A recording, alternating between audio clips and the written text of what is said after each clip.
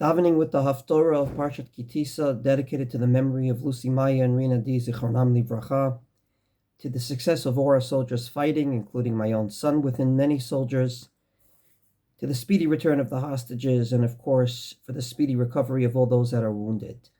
So this Haftorah happens to be a very known one. It's the famous story of Eliyahu Hanavi in the Carmel mountain, with the famous, I would say, extraordinary episode in which he asks God to show all the Jewish people that he is the true God, with the fire coming down and eating his sacrifice and not those that were worshiping Avodah Zarah, that were worshiping other idols.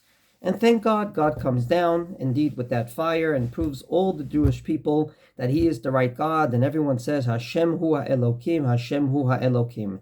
And that's exactly how the Haftorah ends.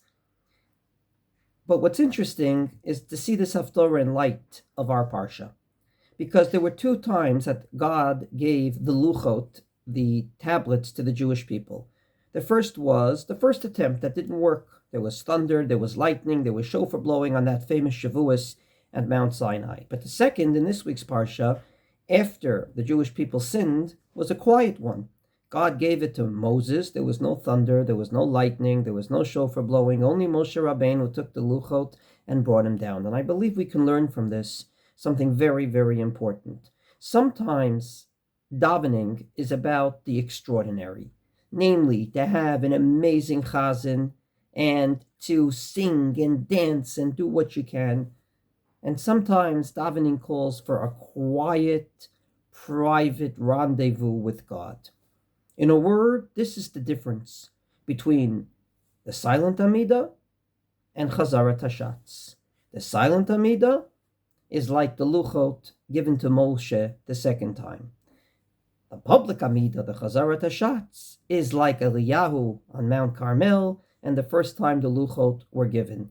And indeed, if you want to look further, not to chapter 18 of Malachim that we're going to read tomorrow in the Haftorah, but the next chapter, Eliyahu Hanavi complains, says, with all due respect to this extraordinary extravaganza, the Jewish people went right back to doing what they're doing wrong, and they want to kill me.